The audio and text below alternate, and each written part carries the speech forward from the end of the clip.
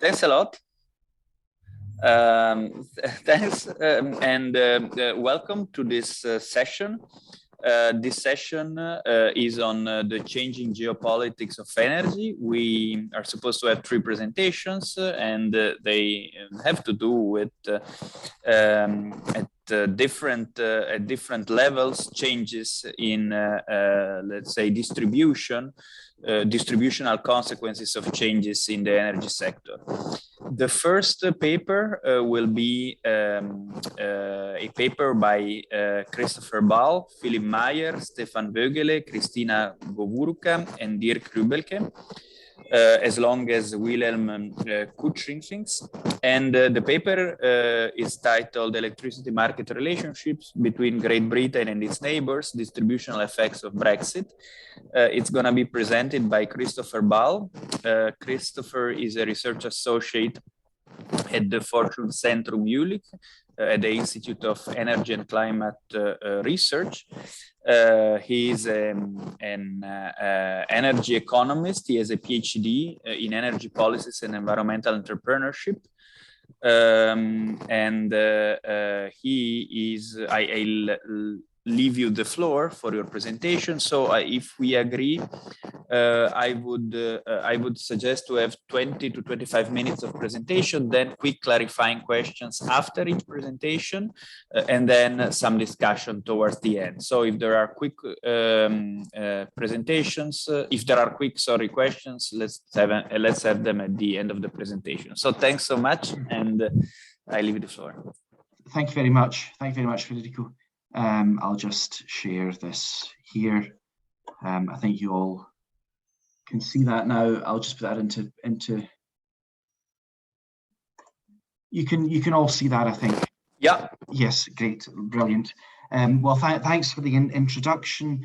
Yes, Chris Ball from Jülich Research Centre, and I'm going to be talking to you about the geopolitical phenomenon, of Brexit and its distributional impacts on the electricity market relationship between Great Britain and its EU neighbours. And I did this with other colleagues at Jülich and also with colleagues from the Technical University, the Mining School of Freiberg in East Germany.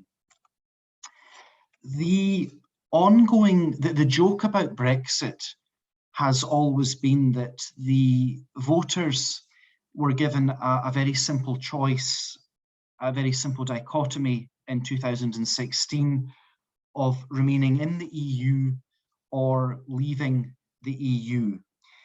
But of course, that decision has led to an enormously complicated negotiation process, as the EU is responsible for a lot of different areas of our lives, one of which has to do with the energy system. And there's been a long process of coming to an agreement about the UK's life outside of the EU, and that of course has implications for the energy system and its evolution.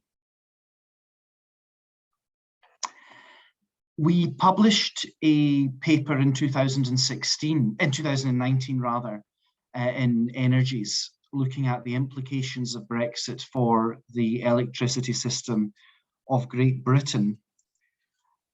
And the focus of this current paper is different, and it's looking at the effects of Brexit for the electricity systems of the countries neighbouring Britain in the European Union, looking at both the economic impacts and the environmental impacts that are relevant to the electricity system.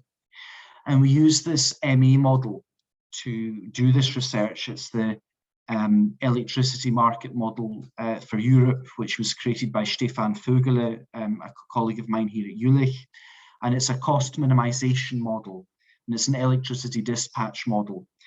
And you can vary the model parameters according to what you want to actually research, and it will give you the production, imports and exports, and the electricity prices across the 28 countries. And in our case, what we did for our research question is we changed the level of net transfer capacities to assess the impact of Brexit, and this will become clearer later. The net transfer capacities are essentially measure how much power can be traded, the capacity of power, the capacity to trade power between Great Britain and the EU. That's what the net transfer capacities mean. Why is Brexit relevant at all in terms of energy? Well, the British system has over the years become more and more interconnected with that of the EU. As of many countries, we've had this with the energy union, this move towards greater integration of electricity markets of member states.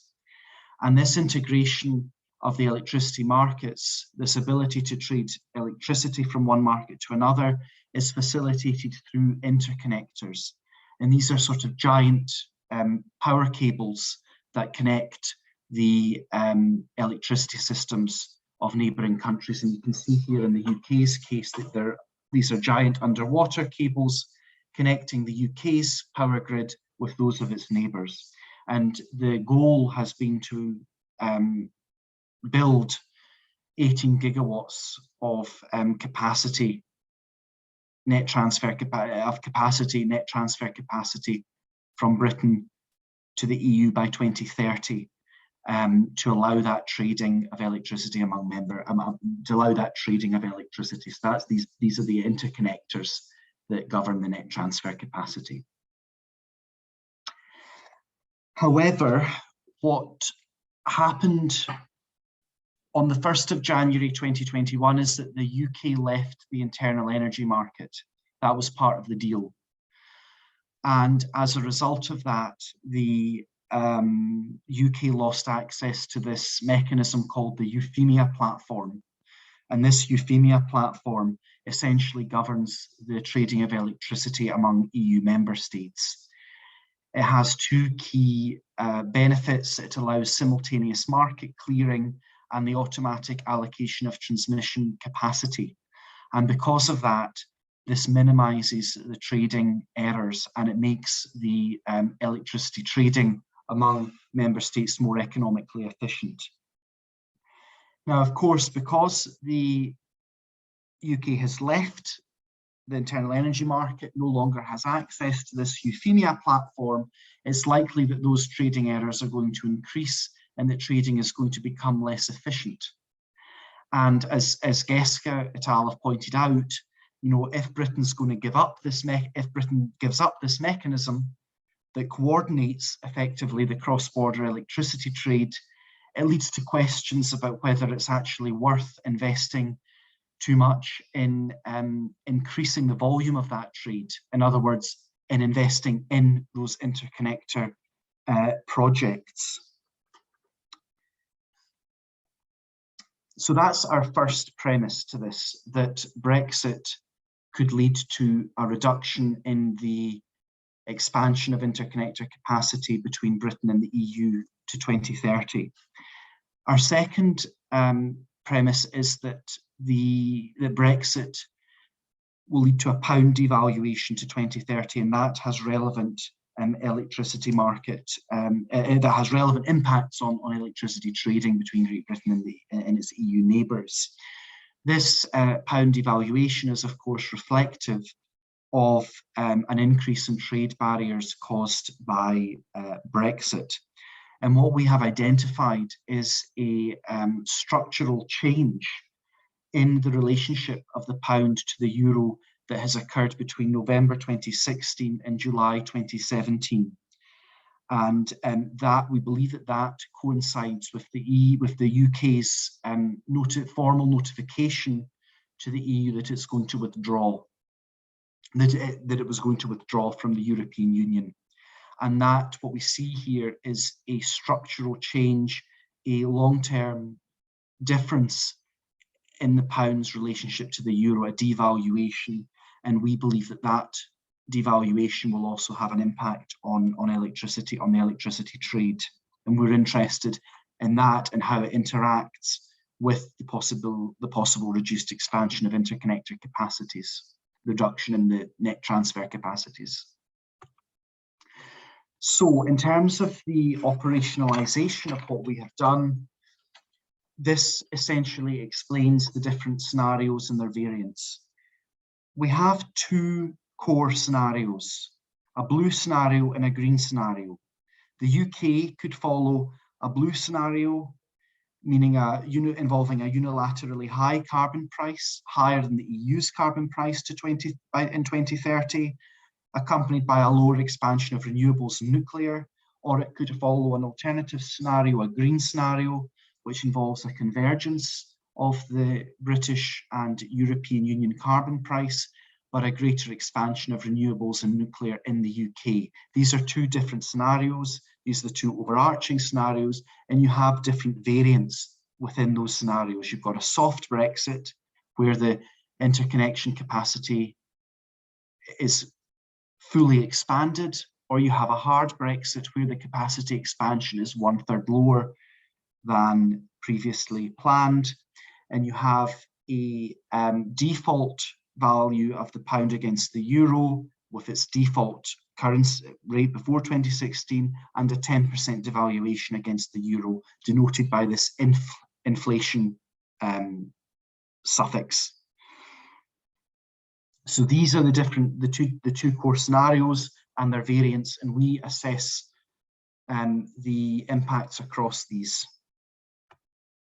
So coming to the findings, the first finding has to do with the utilization of the interconnectors, the utilization of this cross-border infrastructure. And we see that in blue, there is a high, in the blue scenarios, there is a high constant utilization of these interconnectors, with only a slight seasonal shift caused by the devaluation of the pound. How to read this is on the y-axis, you've got the weeks of the year. Here, 0 week, 1st of January to the end of December. And then on the x-axis, you've got the hours of the day. Blue, red, low utilization, up to yellow, high utilization. So we see that there isn't, that under the blue scenarios, if the UK follows the blue scenario, the utilization of these interconnectors is pretty constantly high, because it's obviously a net importer. It requires that power from the EU because of its decisions. However, if the UK follows a green scenario to 2030, the picture changes a lot. You see that this utilization of interconnector capacity becomes much more volatile under, the green scenario, much more volatile. And our concern is that under this import-export structure, this more volatile import-export structure, that with the uncertainty caused by Brexit, investors may have insufficient incentives to invest in the building of this interconnector capacity. And this is a problem because under the green scenario, although overall the utilization of interconnectors is on average lower, there are points in the year where there are spikes in dependency on the part of the UK on imports from the EU because of the greater share of variable renewable electricity sources in the UK's electricity system. So in fact, you've got this coincidence of lower investment incentives in building and investing in the interconnectors with a greater relevance of the interconnectors with the interconnectors being more system critical for the UK under the green scenario because of these spikes in dependence on imports from the EU because of those variable renewable electricity. So this could weigh heavily on grid operators' minds and when they're thinking about whether to invest or not. Coming then to the trade balances for electricity, the trade balance for the electricity power trades. How to read these graphs? Positive values reflect an increase in spending by EU neighbours on British electricity imports. In other words, a deterioration of the EU's trade balance. Negative values reflect lower spending by EU neighbours on the UK, on British power imports, in other words, an improvement in their trade balance. And under blue, you see that here you've got, under a soft Brexit, full expansion of interconnector capacity with a devaluation of the pound. You've got a slightly counterintuitive effect of lower spending on UK power imports. And this is driven by Denmark and Belgium spending more, but this is outweighed by France spending a lot less. And we think that what's happening here is that the UK is transferring a lot of its power exports to Denmark and Belgium to cover their peaking power in this scenario. Under the other scenarios, you see that a deterioration of the EU's trade balance with the UK in terms of electricity trades, and this reflects a lower ability to sell power to the British grid. And this is caused by the fall in the expansion of the interconnector capacity. This is caused by the constraint. There's a loss in opportunities to sell power to the UK grid that would otherwise be needed. So that's as a consequence, a loss of opportunity for electricity utilities under the blue scenario in a hard Brexit. Under the green scenario, effects are much smaller. You have, under the devaluation and a soft Brexit, you have the devaluation is the main driver here, and you have an increase in spending of EU neighbours on Britain's power imports. So you see generally a deterioration in the trade balances EU neighbours, and this is reflective of them purchasing more British power and selling less power to the UK's grid. But the effects are much smaller than under the blue scenario and less significant. Coming to the effects on emissions, we see that we have to remember that under the blue scenario, the UK is a net importer of power because it has not expanded renewables and nuclear to the same extent, and also its own power is less competitive because of the unilateral high carbon price. That's important to remember. So under the blue scenario, the UK is a net importer of power, and you see that under the hard Brexit, where you've got this reduced expansion of net transfer capacities, you have the UK's ability to import power significantly reduced. Okay. And this means that you've got a rise in CO2 emissions in Great Britain, but falls in France, Denmark, Belgium, and these feed through on to Spain. So you've got rises in CO2 in GB, rises in emissions from the British power sector, and that's mirrored by falls in France, Denmark, Belgium, and also cascading onto Spain. Contrasting that with the green scenario, you have the UK is a net exporter of power in the green scenario, and you have here the devaluation effect being much stronger than the effect on net transfer capacity, effective net transfer capacity. And you see here that under devaluation, you get slight rises in the UK, but you see quite substantial falls in CO2 emissions in Belgium, the Netherlands, and a corridor onto Eastern Europe.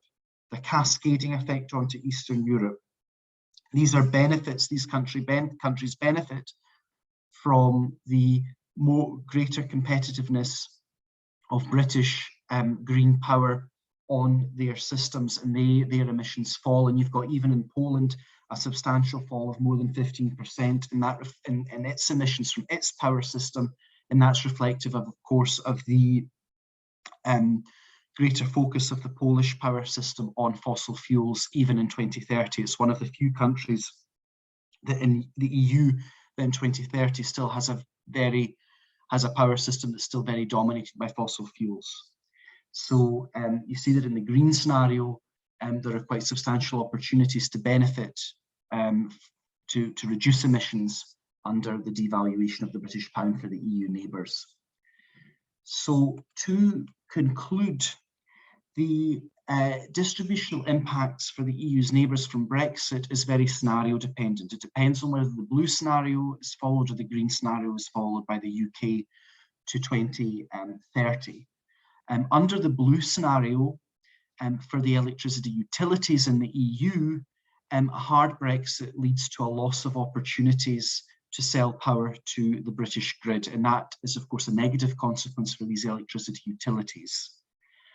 Under the green scenario, the risks are different. They concern this utilisation of the cross-border infrastructure. If it's going to be more volatile, the impact of Brexit and the uncertainty that's associated with that could weigh heavily on grid operators' minds when they're deciding whether to invest in these interconnector projects or not. Because, of course, these interconnectors between the EU and Great Britain are competing for capital with other sources. In terms of the emissions, there are opportunities for EU countries to benefit from a hard Brexit in blue, because they will not export as much green power to the UK under this circumstance, and they could benefit from the devaluation of the British pound. In green, they could enjoy lower emissions thanks to the greater competitiveness of British power on the EU grid, thanks to that devaluation. And this brings me on to the final point, that we have strongly found in doing this work that the inclusion of currency effects is very useful when doing the analysis of geopolitical effects on the energy system. And we think that's a very important point to address and build into models. So that's it for me today. I'm happy to take some clarifying questions now and maybe discuss a bit further towards the end of the session. Thank you very much. Thanks a lot, Chris, for your presentation. So I don't see any clarifying question in the Q&A. So I would switch directly to the next presenter and leave room for questions towards the end of the presentation. So if it's fine with you, Lubomira will switch because our second presenter is experiencing some connection issues. So thanks a lot. So we now have Lubomira Gancheva from Sofia University, San Clemente Orinski. She will present the paper Liberalization of Electricity Market in Bulgaria in the context of the challenges of the European Green Deal and the geopolitics of the European energy transformation.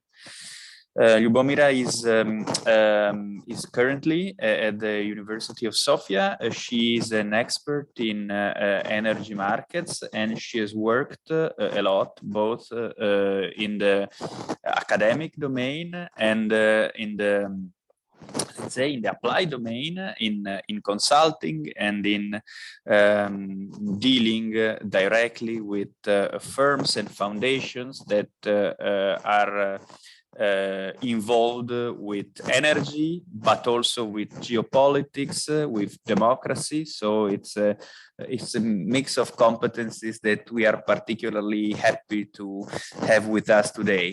So I'd leave you the floor. I think you could perhaps try to see if you can. Do you have slides? Yeah, perfect. So we are seeing your slide, so I'll just leave you the floor. Thanks a lot. Hello, very nice to meet you. Thank you for the kind words. It's a great opportunity for me to present apart from my PhD. I'm actually currently in my first year as a PhD candidate, and I'm working on the challenges that the Green Deal will bring to the Bulgarian energy mix. And it is pretty much connected with both the energy models and the geopolitics. Today in this topic I will start with the geopolitics, and then we'll go to the Green Deal and on the Bulgarian case with the liberalization of the electricity market. And as you will see later on, there is a peculiarity in the Bulgarian case as part of the European Union, because we are the only country which is currently having both regulated and liberalized an electricity market. And during to the pandemic and to the crisis in the energy resources prices, that had been a key point, while here in Bulgaria the energy crisis has felt totally different, and why it will have a lag. But I'll talk about that later on. So first, what is my study about? I don't know why you are seeing that point, but sorry. So the study of my PhD, as well as this presentation today, is the challenges that the Green Deal will bring to the process of the liberalization of the energy markets in Bulgaria, which I think is crucial for not only for the energy, but for the strategical and economical development of the country over the next few, let's say, at least 3 decades. So as I said, I'll start first with the geopolitical point of view, then the energy crisis, the Green Deal, and what will happen with the Bulgarian case, and how that can be probably an example for the policymakers on European level as well. Yes.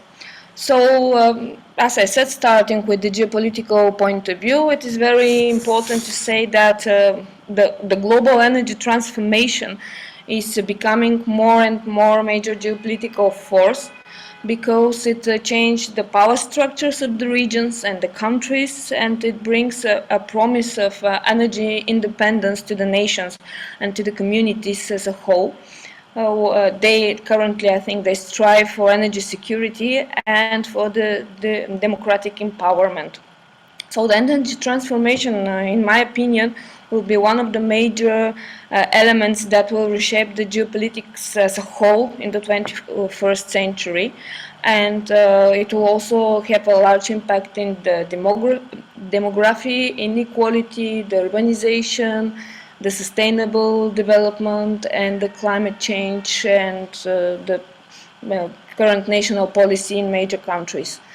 Over the last 2 centuries, we have faced the geographic concentration of oil, natural gas, and the coal reserves that were the main leading points in the international geopolitical landscape. So in the 19th century, we all know about the coal and the steam power drove for the Industrial Revolution. And in my opinion, for the 21st century, the renewable energy sources will be that drive for the total change of the geopolitical landscape, the architecture, and also the energy architecture, and that will affect the energy mixes of the countries in Europe, but in the world as a whole. We have seen that transformation of the global energy system, and it has helped us to configure the geopolitical map of the world for the last decades. And currently, as I said, there are fundamental changes that are happening right now, and they will affect all countries, not only from the point of their energy mix, but also for the economical development as a whole. The technological advances and the falling costs of the renewable energy sources will make that great change, and that not industrial, but I would call it the energy revolution of the 21st century. And I think that outlines the way the development of energy geopolitics will happen in the nearest future. The energy sources are going under that period of rapid change with the technological and the economy of scale of the renewable energy sources. We are seeing the total difference in the energy mix of the countries, and therefore that affects, in my opinion, not only the price of the energy for the consumers, no matter whether they are households or they're company industrial consumers, but as I will stress out later in my presentation, that will make a significant change in the way the decisions are taken, and therefore it will change the overall economy development of the world as a whole.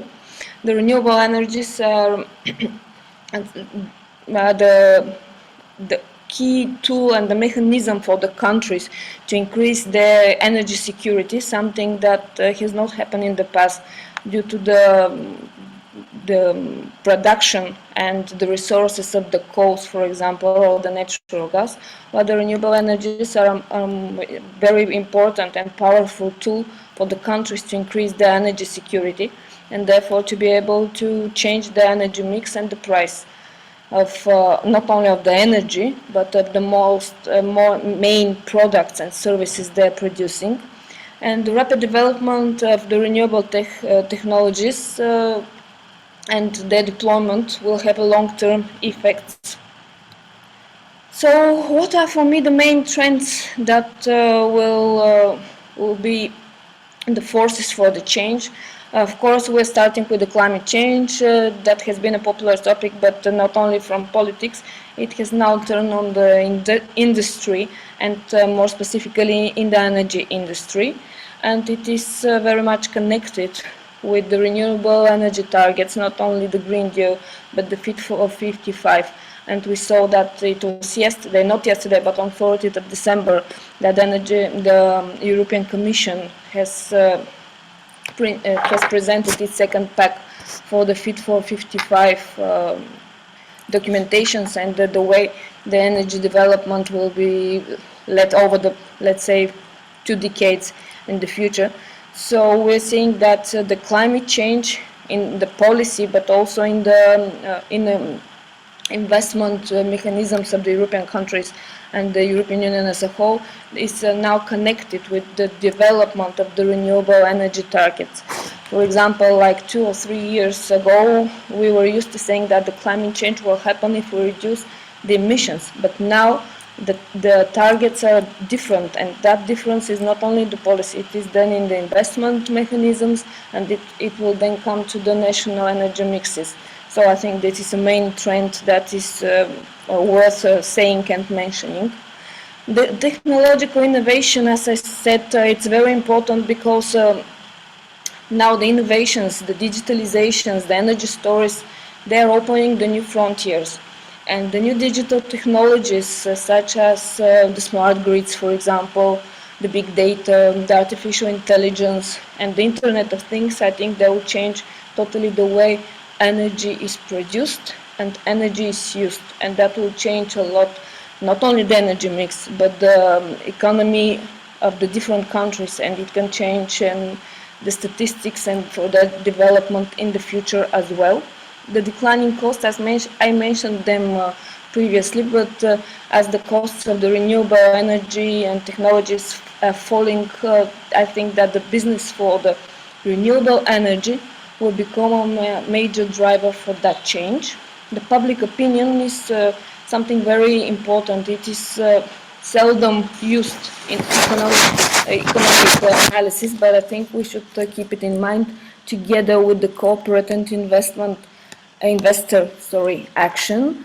The major companies, including the fossil fuel companies, now recognize the carbon risk to their operations, and they're swifting more and more to obtain energy and their own electricity from renewable energy sources. So why do I think that the renewables energy sources, the renewables as a whole, will transform the geopolitics in a nutshell? First of all, because they are available in one form or in another in most countries, and that is the main difference between the coals, for example, or the natural gas, and that will reduce the importance of current energy choke points, such as the narrow channels, or the bottlenecks that are happening, or the great infrastructure which is needed, for example, to have natural gas or oil delivered to your country. On the second place,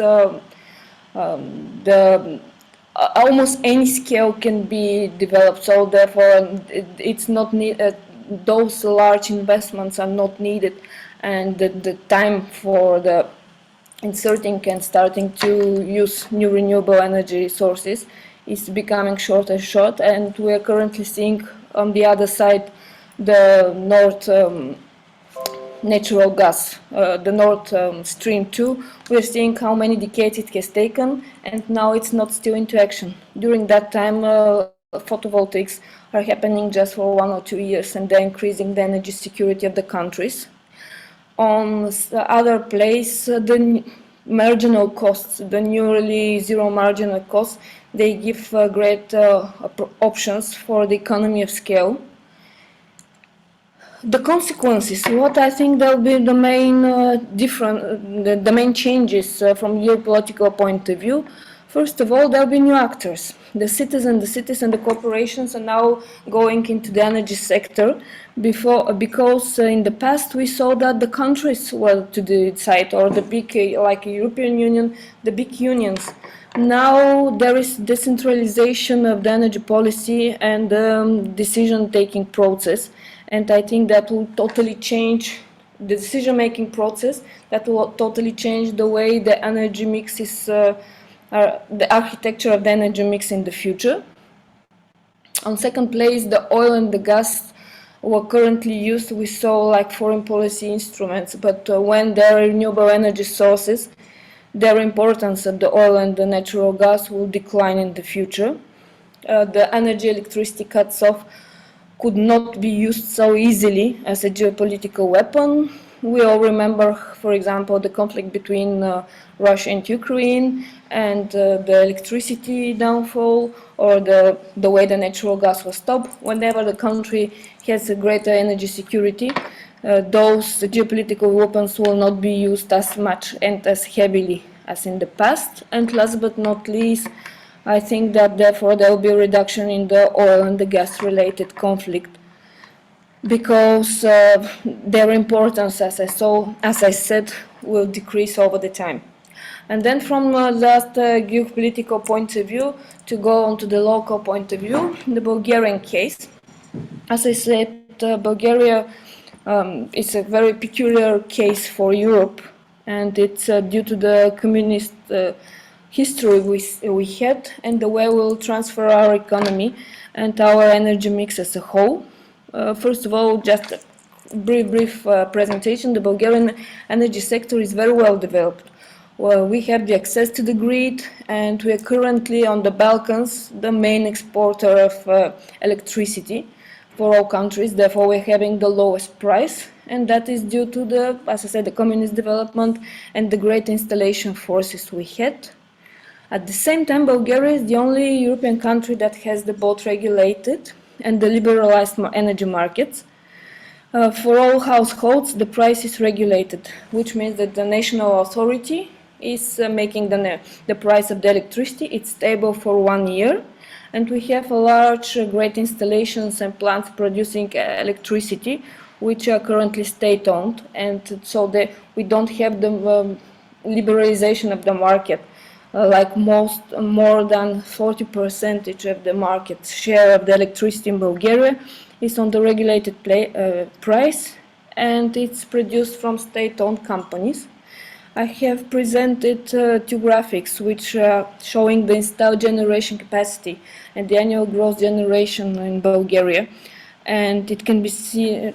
It's easy to see that the thermal lignite and the coal plants in Bulgaria are taking a significant part, and therefore the challenges of the European Green Deal for Bulgaria are very different. In the first place, we have to liberalize our market, and in the second place, we have to find a solution for us at the country level. We have to find that solution, how to liberalize the market without making the prices go extremely high, without increasing the energy poverty for the population, and at the same time to totally change the energy mix of the country, which is very, very dependent on the lignite. And the Green Deal does not give us great options in the short-term period, because, as I said, we have a great state-owned production plants for electricity, and they're all connected with the coal. And currently, during that crisis, the energy crisis, I think that while it hit very badly almost whole European Union, for Bulgaria having the regulated prices for the household means that the households didn't feel that heavy the price, but that increased from one point of view. It increased the skepticism of the people why the European Green Deal is something good, while the other part of Europe is suffering the high prices. And at the same time, it currently started again the dialogue in Bulgaria whether we need that liberalization of the market, and whether we need currently the national state-owned companies that are producing the electricity. The government is calculating the price, and in a philosophical point of view, we are going now as a country steps back. At the same time, the Green Deal and the Fit for 55 is pressuring us, And while we cannot invest in nuclear, for example, or we cannot easily invest in other affordable prices for the energy mix and the energy resources as a whole, I think that what I said, the renewables energy sources are giving from geopolitical point of view and the economy of scale is key to the development of Bulgaria currently. And we are, I think, the only country in the European Union which has not issued its recovery and resilience plan. We have 2 more months to finish it as a country because currently there was a political crisis as well. And now the discussions between the energy experts in Bulgaria are going in the direction to use the renewable energy sources, to use the digitalization, to use the decentralization, because that's the easiest idea how to change significantly our energy mix, how to have smaller investments needed, and at the same time how to make it as affordable and as secure for the energy system as possible. And therefore I think that the current challenges for Bulgaria, they are different from the other part of the European Union due to those peculiarities. First, we should see the security of the supply to the end users, because if we change very briefly our system, we may not have the electricity as the amount needed for the country, the households and the industry. We have the great threat to the overall cash liquidity because, as I said, we have the interconnection of the state-owned and the international companies, and it's very, very important to keep that in mind. And the greatest problem for Bulgaria was the political crisis, in my opinion, because it didn't get the vision for the political development. We are, I think, the only country in the European Union currently not having an energy strategy for development at all, and that is during the period the energy as a whole is changing its the European Union, as a whole is changing its energy system. So not having that strategy, not knowing the way forward, it gives an opportunity, but it's something to keep in mind. And the market and the business climate obstacles, I think they're common for the European Union. So I think I probably talk too much. I try to cover as many topics as possible, but currently those like 3 months in ahead Bulgaria are very, very important for changing the energy mix. And I think that as we are a small market, and for the economy of scale and the sizes, we're a small market and a small producer compared to the European Union, we can be a very good example to see whether the renewables can be so easily developed and working and producing affordable energy, and at the same time keeping the security. So I'll be very happy if next year I have the opportunity to discuss how those changes in Bulgaria went and what are the results from them. Thank you very much. Thanks a lot, Lyubomira, for your presentation. So I have a question from the audience, which is the following. It's a question on the meaning of liberalization. What do you understand by liberalization? Is it just removing government regulation of energy prices? I think you can perhaps answer this. I guess, I mean, I think we have a common understanding of what liberalization is, but not necessarily everybody in the audience agrees or knows it. So please.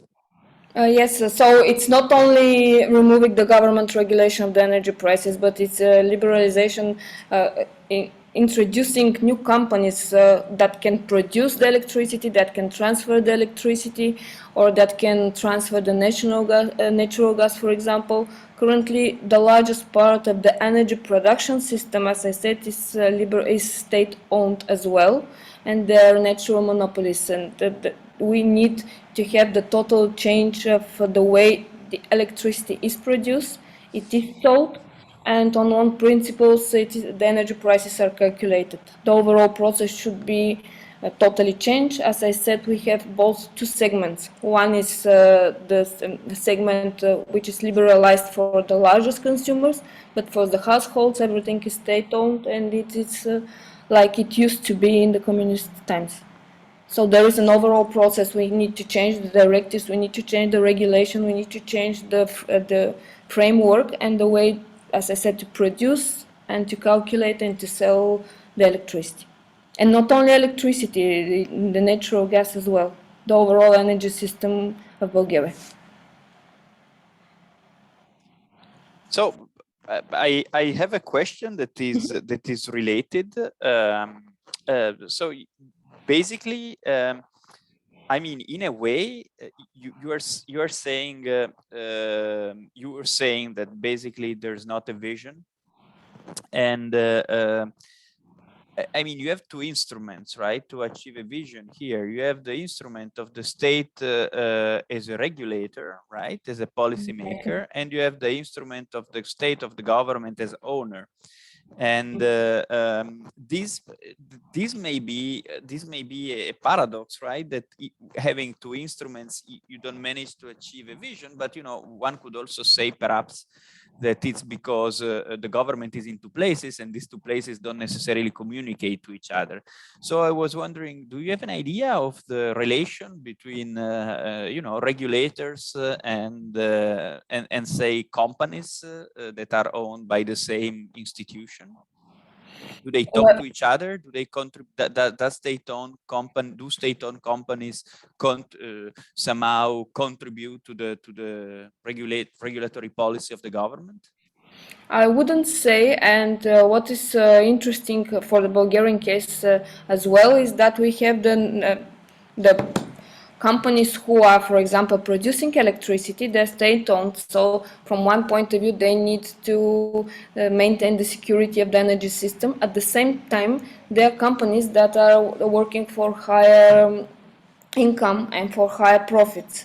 And there is competition between the state-owned companies in a way, which is strange because the idea of the state-owned companies and different producers of electricity in the past was to have a team of different sources, different energy sources, and now due to the legislation, they are supposed to be a team. But due to the market regulations as a whole and competition, they're trying to beat one another. And I think that from different periods of time, the competition or the team work of the different companies is swifting, and therefore that is why we don't have currently an energy policy as like an overall process, because due to the different ideas or the different managements of the companies, we are going from the regulation of the energy sector to the full liberalization in the ideas and in the activities. And we don't have a straightforward path to follow. Yeah, thanks a lot. That's very interesting. So I unless there are other questions from the audience, I have a question for Chris. I mean, it's actually in a way a broader question. So there's feedbacks. I think. Well, thanks for your very nice presentations. And there are feedbacks from, I think, distributional issues and politics, right? In the sense that people at some point, and this relates perhaps to both, the people at some point may want to go back, for instance, to a national monopoly, state-owned monopoly, if you see that distributional consequences have impacted you badly. And if you want to, there is a huge literature in economics on populism, in economics and politics, and perhaps, you know, one of the reasons is that people who have been hit hard by the crisis turn to populist parties, and perhaps one of the hits is distributional consequences, even in electricity prices. So, do you see this as a potential concern that could emerge and could be an extension of your analysis? I think it's very interesting that the consequences for Britain in terms of facing higher prices could become a real point of resentment. I think that's what you're what you're suggesting, and we see this in other areas, even for example with the fishing conflicts at the moment that are quite minor, but they have this. I mean, fishing accounts for less than £1 billion pounds of GDP, but in people's minds, it takes on a sort of symbolic meaning.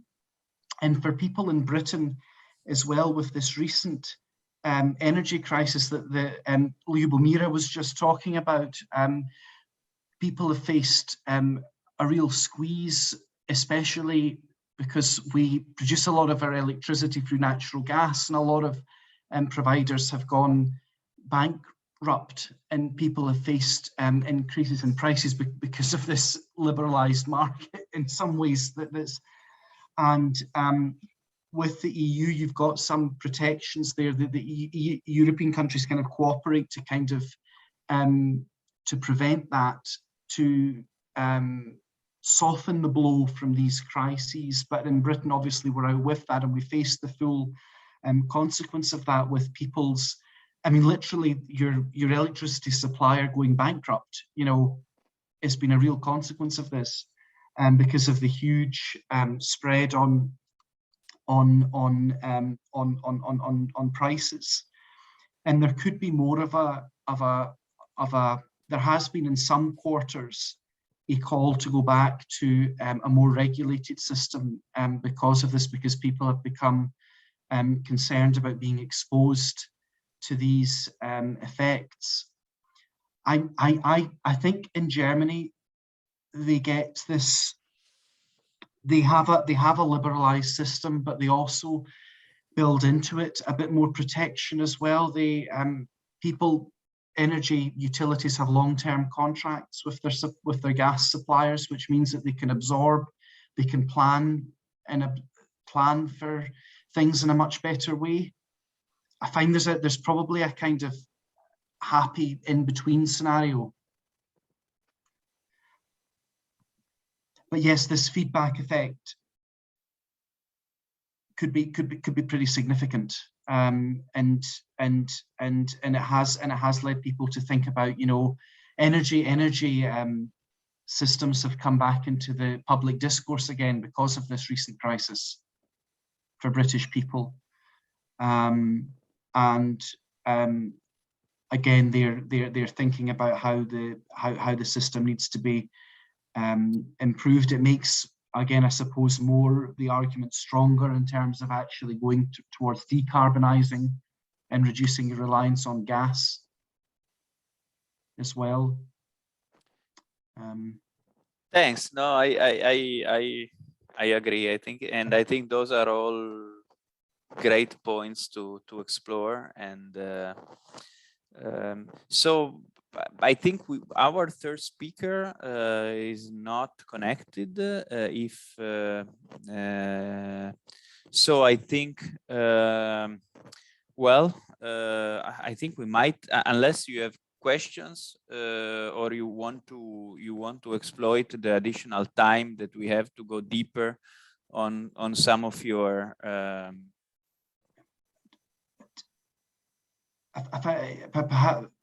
Perhaps I could ask Lyubomira a couple. Perfect. Yeah. Yes. Bulgaria is very interesting because of this reason. You know, you perhaps this really nice, interesting for us as researchers. You've got this regulated market, unlike most other countries, and there's this discussion about going towards full liberalisation. However, I wonder, so the hope is that new companies will enter the market to produce the electricity and sell the electricity. I suppose that's the goal. But I wonder, does the government have to create mechanisms to create a market for these people, to motivate them to come in? You know, because otherwise I'm wondering how this liberalisation will work. Will they put in, for example, some kind of subsidies for renewable electricity to help these new entrants to the market in the first few years? How do you envisage that maybe operating? That's a very good question. Thank you very much. So, in fact, we had a legislation which was helping the renewable energy sources, but as I showed our energy mix, like 90% of our electricity is currently produced from nuclear and from coal. And when the coal and the nuclear, from investment point of view, they are like 30 or 40 years of usage. So therefore, they're from price point of view, the prices of the electricity are very low, and the renewable energies on the other side, over the last decade, the prices were high. So therefore, on the free market, the investments were not so interesting. It was not so interesting from investment point of view, even though there was the legislation helping. And this is why I think that the geopolitical trends that I stated at the beginning, they will help fasten that process, because first of all, as I said, the technologies are bringing the prices lower and lower. And what is more, I think that the decentralization of the energy system as a whole will help for one company to come and invest in a country where the 80 or 90% of the electricity is produced from state-owned companies. The economy of scale will not be so important as it used to be, and the investments from overall, the overall amount of investment needed will not be as high, and that will be easy. This is why I think that now and in the next decade it will be easier, and much, much easier than it used to be like 10 or 15 years ago. And it's a great opportunity. And second point of view, from the policy point of view, if Bulgaria had the energy strategy, if it had such a strategy, probably there will be some mechanism. But now if you're an investment, no matter whether you're foreign or you're a Bulgarian company, when you don't know how the legislation will change, when you don't know how the government as a whole will develop the production, it's very high risk for you to invest in such a country. And you are going to the neighbors. And the Bulgaria, I think that this is one of the reasons why our National Recovery and Resilience Plan was the last to be submitted and, of course, accepted by the European Commission, because we don't have that vision and we don't know how to attract the investors. And if the government, the national government, is not making the first step, I think that from investment point of view, no great investment will happen. Yes, they are small, as I said, but they are like 5%, 8%, depending on the weather, of course.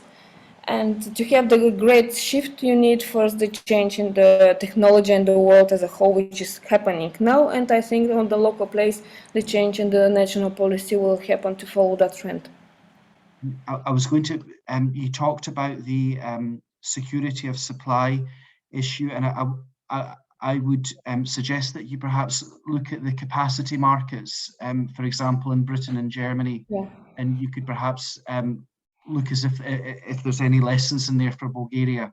Yeah, exactly. Bulgaria is, I think, one of the few countries in the European Union which has not implemented the capacity mechanisms. Yes. And I think that's a great downside of the overall national energy policy, because that's a great way for the companies, as you said, to produce and to come to our market. So there are a lot of things we need to make on a national level, but I think that the geopolitical trends and changes that are about to happen are just pressing us, but in a way helping us as well. Thank you. Thank you.